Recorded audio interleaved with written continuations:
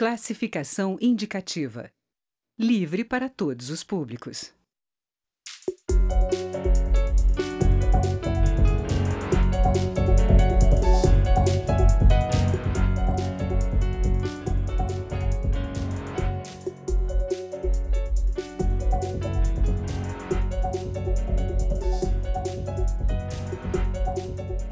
Olá! A carga tributária brasileira chega a 35%. A legislação do setor também é confusa e acaba facilitando a sonegação de impostos, ruim para o ambiente de negócios e para os investimentos públicos. Por isso, a necessidade de uma reforma tributária é consenso, mas não tem conseguido avançar por falta de acordo no Congresso. Agora, a comissão especial que trata do tema na Câmara pode retomar o debate. Esse é o assunto da minha conversa com os deputados Vicente Cândido, do PT de São Paulo, e Luiz Carlos Rauli, do PSDB do Paraná, relator da Comissão Especial da Reforma Tributária. Deputados, eu começo perguntando ao deputado Rauli, o senhor está propondo a extinção de 9 tributos, substituição de 9 tributos. Já conta com a aprovação do governo federal, do governo estaduais? Esse é um trabalho artesanal que temos que construir, né? E essa é a casa do povo, né? O Parlamento Brasileiro é onde você vai fazer o entendimento entre os envolvidos. Quais são os agentes envolvidos numa reforma tributária? Primeiro, o povo, a população, que é quem paga. A empresa não paga tributo, a não ser do imposto de renda do lucro. Então, o segundo agente são os empresários. O outro agente, no mesmo plano, são os trabalhadores, né? Do outro lado, o governo federal, estadual e municipal. Então, você tem estes agentes envolvidos no processo de reforma do sistema tributário. Uma reforma e um sistema tributário tem a ver com você, né? Quanto que você paga, né? E quem paga, e onde paga. Então, o Brasil hoje tem uma carga tributária, já teve 35%, hoje é um pouquinho menor, em função da crise econômica. É a 24ª maior arrecadação do mundo, né? Quer dizer que tem 23 países que arrecadam, né? Tem carga tributária maior que o Brasil. E a briga no Brasil é a qualidade do gasto, né? Mas aqui nós não estamos falando em gasto, nós não estamos falando em impacto federativo, nós estamos falando em reforma de um sistema tributário caótico, anárquico, que destruiu a economia brasileira, tirou o emprego de milhões de pessoas, destruiu o parque industrial brasileiro por falta de competitividade internacional e nacional, porque uns têm tudo e outros não têm nada, de benefícios de guerra fiscal, de creditício e etc. E tributa quase o dobro os mais pobres do que os mais ricos. Então, o diagnóstico é isso, ele é anárquico, caótico. O sistema tributário tem todos os defeitos possíveis e imagináveis perante o mundo. Então, olhando para o mundo, a Europa, os Estados Unidos, o Canadá, a China, né? E vemos que tem modelos tributários diferentes. Então, nós queremos ter um modelo compatível com o modelo europeu e um olho na China. Vicente, eu estava lendo um trabalho do Senado e o Bruno Quick, do Sebrae, falou: Raul, eu estive na China há 10 anos atrás e o vice-ministro de Finanças falou: a China só deslanchou quando acabou com os tributos entre as províncias. Eu falei, é o problema do Brasil. Essa tributação entre as províncias, que são os estados, é um dos fatores maiores que prejudica o sistema tributário brasileiro. No caso do Brasil seria o ICMS. E o ISS. ISS. Que no mundo todo são cobrados nacionalmente. Então, daí que nós começamos a fazer a avaliação. O diagnóstico é terrível, né? O nosso paciente sistema tributário, dá para ter remendo? Não dá, precisa de uma reestruturação. Onde essa primeira etapa, que eu e o Vicente Cândido e a comissão especial presidida pelo Hildo Rocha estamos trabalhando, é uma arquitetura dela no texto constitucional. Primeira parte, a Constituição. Quais são os tributos que vão vigir após a aprovação do nosso texto? Hoje todo mundo sabe que tem, na base propriedade, tem IPTU, ITR, IPVA, ITCMD e ITBI. Né? E um grande fortuna que nunca funcionou e nunca foi regulamentado, né? Desde sempre, nunca foi regulamentado. Na base propriedade, na base renda, tem imposto de renda e contribuição social sobre o lucro líquido. Na base consumo, você tem 6, 7 grandes tributos, que é o ISS municipal, o ICMS estadual, o IPI, PIS, COFINS federal, salário e educação, que está na folha, que é de base consumo também, é um tributo grande, e o IOF, que atinge o empréstimo, né, bancário. E aí você tem a contribuição social empregado-empregador e um imposto regulatório, que não importa, né, nesse momento, que é a importação e exportação. O desenho rápido. Depois tem mais 50 imposições, que são infraconstitucionais, cobrança, adicional de tarifa aeroportuária e outras coisas. Mas nós estamos falando do texto constitucional, que é isso que está aqui. Então, a nossa proposta é enxugar isso. Os impostos de propriedade, nós devemos reforçá-lo, né, torná-lo mais justo, mais forte, com comandos constitucionais. Desculpe, né? E municipais, né? 5 tributos. Mas fazer ele mais vigoroso, um pouco mais vigoroso. Então não vamos mexer, não será nesta fase, né, da Constituição. O imposto de renda, vamos eliminar a contribuição social sobre o lucro líquido, ficar um imposto de renda mais amplo. Também alíquotas e outras coisas será discutido na fase da lei complementar. Nós podemos dar comandos constitucionais para o imposto de renda. Na base de consumo, dessa montoeira que eu falei, ficaríamos com 2 tributos. Um IVA clássico, que estou querendo apelidar de Imposto de Bem e Serviço, IPS, e um imposto seletivo monofásico, um ISE, né? Um imposto seletivo monofásico. O imposto seletivo monofásico nós já tivemos até 1988, que nós tínhamos impostos únicos, monofásicos, de energia, combustível, telecomunicações, transportes e minerais. Eu acrescentaria cigarros, bebidas, veículos, eletroeletrônico, eletrodoméstico, pneus e autopeças. Esses 12 itens seriam cobrados uma única vez, calculado o valor deles, que chegaria até o consumidor, não daria mais que 1.000, 1.500 empresas em todo o Brasil. E os demais itens da base de consumo, né, de circulação de mercadoria e de prestação de serviço, seria do IVA nacional. A Previdência Nacional, nós estamos trabalhando com este IOF, sairia da parte do IOF e iria virar um CONFINS, uma contribuição de operação e de movimentação financeira para ajudar a sustentar a Previdência, que é o maior problema que o país tem hoje. Com esse modelo enxuto, o Brasil, com certeza absoluta, passaria a crescer o ano que vem, como a China, quando ela resolveu o seu problema. Nós passaríamos a crescer a mais de 5%, 6%, 7% ao ano. Devolveria os empregos, Deputado Raul. Só para concluir, diminuiria o custo para o trabalhador, para a empresa e seria bom para o governo federal, estados e municípios. Ponto. Passar a bola agora para o deputado Vicente Cândido. Deputado, o senhor concorda? O senhor acha que o caminho é unificar, extinguir esse ICMS e ISS, migrar para o IVA? O senhor acha que é possível implementar isso? Daniela, primeiro agradecer aqui a oportunidade, é um prazer muito grande estar aqui ao lado do Raul fazendo esse debate. E talvez para a surpresa aqui do telespectador, se existe um ponto de convergência entre o PT e o PSDB, pelo menos nas palavras do Raul, nos textos e nas posições que ele tem defendido, tanto na Comissão de Fiscalização e Tributação, de Finanças e Tributação e de Reforma Tributária, a pleno acordo. Eu acho que ele está muito além do nosso tempo, inclusive aqui na média do Congresso Nacional. Eu vou torcer, vou militar e vou colocar toda a nossa bancada, Raul, e também o apoio partidário que a gente puder ajudar, para aprovar o teu relatório, pelo menos no roteiro que você nos apresentou aqui no ano passado. Então, está dentro dos princípios da justiça tributária, está dentro dos princípios da simplificação tributária, né? E você vai aqui corrigir uma distorção enorme do Brasil.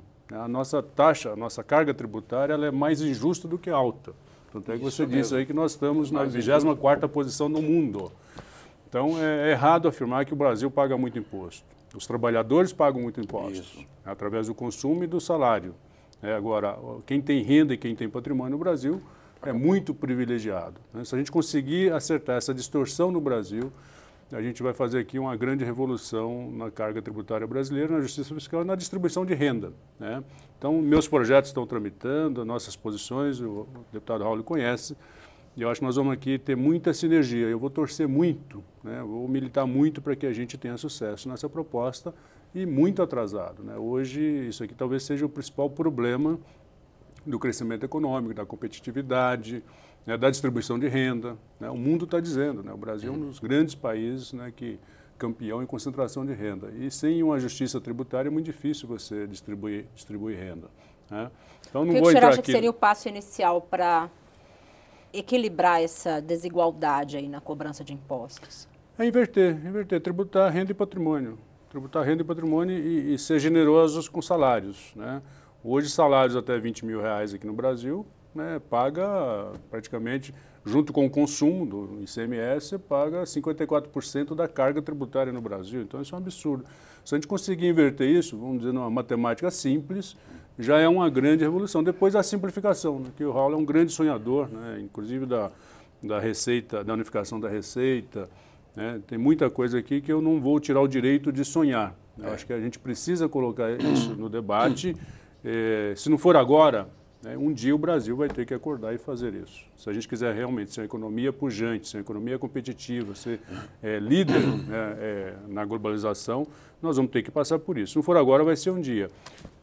Também, né, na reforma política, já fizemos esse debate, eu estou relatando, né, eu acho que tanto na reforma política como na reforma tributária, nós vamos ter que apresentar um plano aí para 10 anos. Então, tem coisa que é de imediato, daqui 2 anos, daqui 6 anos, daqui 10 anos, para não assustar tanto, né, para a gente conseguir fluir o diálogo aqui nessa casa. Você abriu o programa fazendo uma afirmação que é meia verdade, né? É um consenso. Né? A reforma tributária e a reforma política é um consenso, até que você apresenta o primeiro texto. Na hora que você apresenta o primeiro texto, começa as divergências. O formato ainda não... É isso que nós vamos ter que superar aqui no diálogo, na conversa, no convencimento. Deputados, a gente vai fazer uma pequena pausa e já retornamos. O Câmara Debate volta já. Nós estamos ouvindo os deputados Vicente Cândido, do PT de São Paulo, e Luiz Carlos Rauli, do PSDB do Paraná. Continue conosco.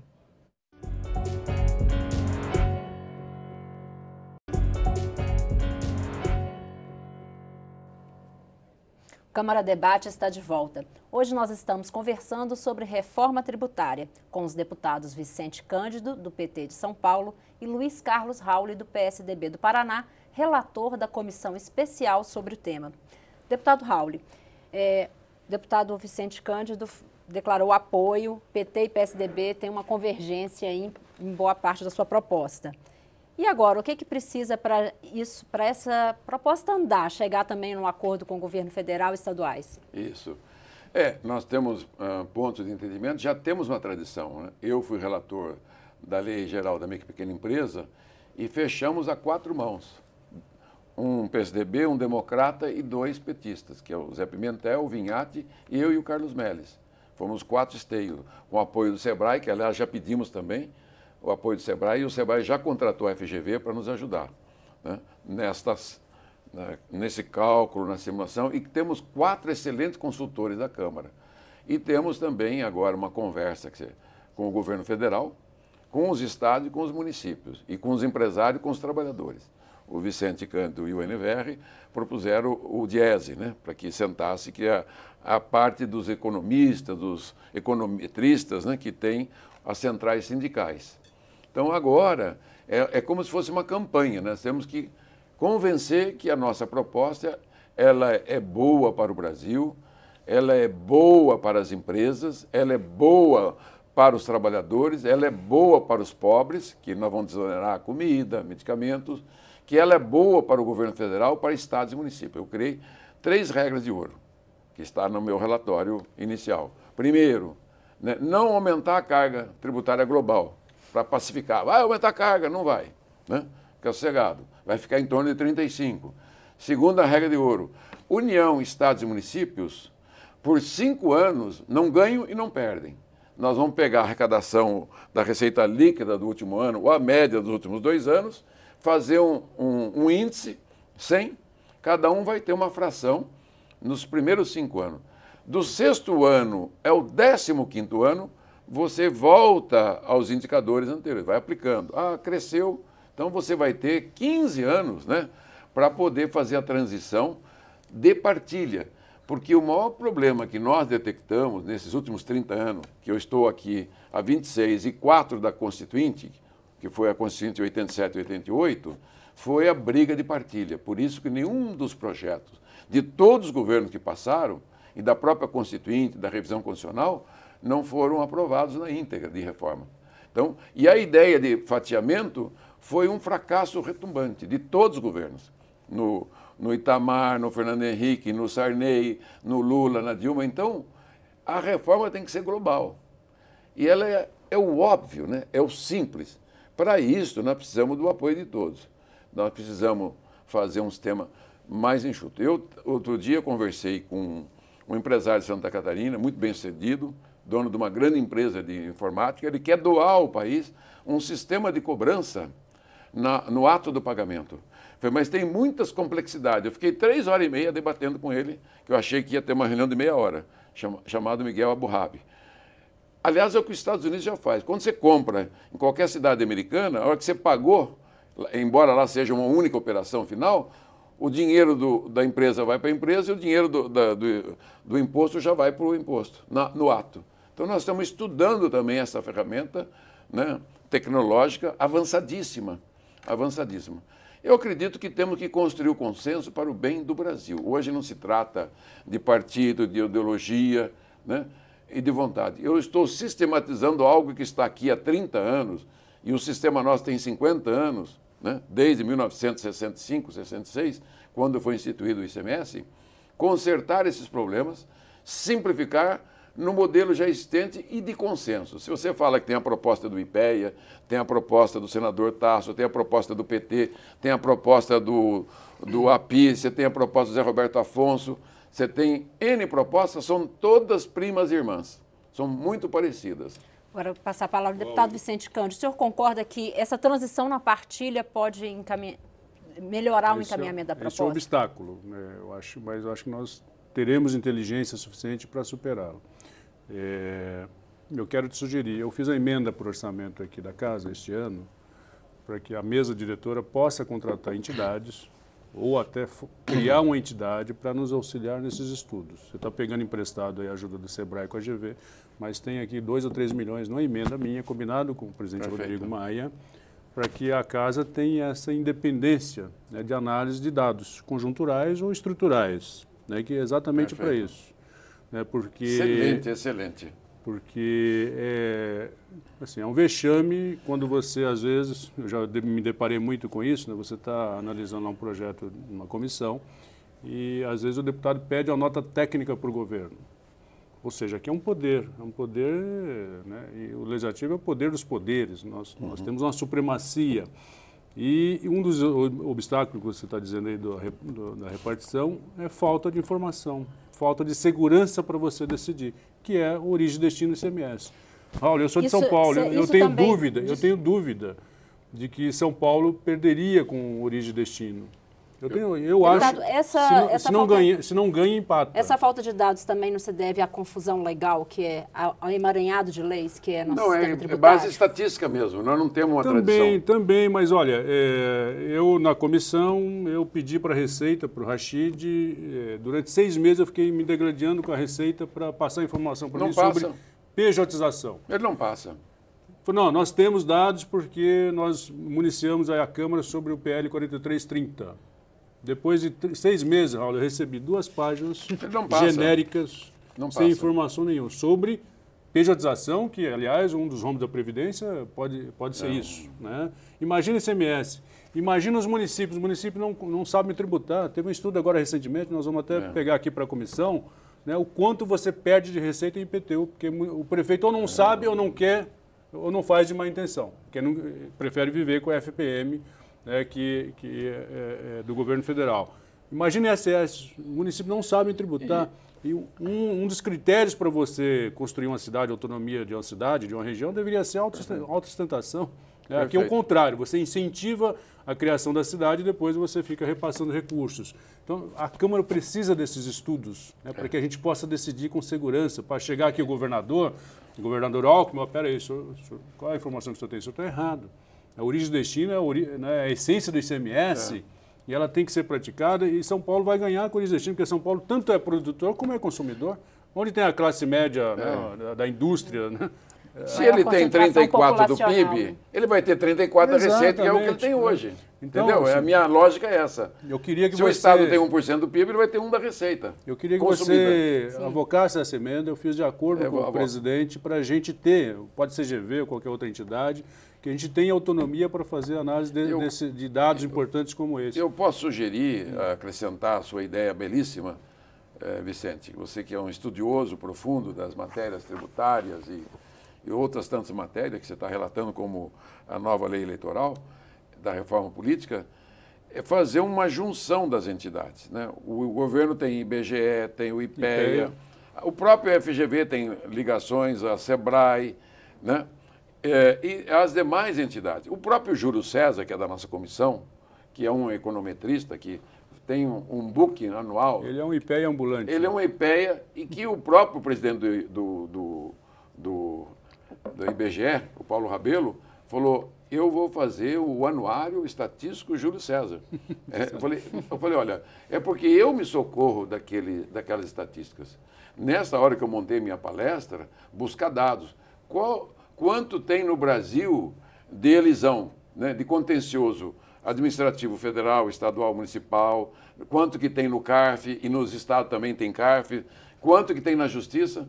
Eu fiquei, eu fui juntando, eu juntei, acho que tem 6 trilhões, o tamanho do PIB. Quanto que é a renúncia fiscal? Eu estou estimando, além daquela que está no orçamento, 286 bilhões, só federal, estou estimando meio trilhão, 500 bilhões de renúncia fiscal anual. Estou estimando também a sonegação, o único estudo que eu achei, que dá 23% de sonegação. De 2 trilhões de arrecadação anual, 460 bilhões de sonegação no Brasil. Estou estimando também o custo para receber o imposto da União, Estado e Município e o custo das empresas e pessoa física para pagar, né? Que tem aí 2.600 horas, mas o valor, olha, são bilhões, deve ser seguramente 2 ou 3% do PIB. De 2 a 2,5. Então estamos falando de 150 bilhões.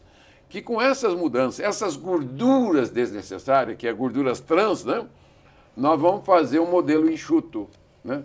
Eliminando as gorduras trans, você vai ter um sistema onde o preço desse copo não vai ter influência negativa e você vai poder fabricar e vender para o mundo também. Então o Brasil precisa acabar com o conflito interestadual, que é uma guerra terrível, importação, exportação. Olha, tem N problemas que dá para resolver da noite para o dia, né? Eu brinco assim, a nossa proposta resolve, né, mal olhado, torcicolo, coqueluche, constipado, porque ela é simples. E é o óbvio que o mundo já fez e nós não fizemos. Os países entram em crise, mas eles saem rápido, porque tem sistema tributário mais enxuto. De todas as reformas, a tributária, a trabalhista, a previdenciária, que são reformas econômicas, seguramente a tributária é 2/3. 2/3 do problema.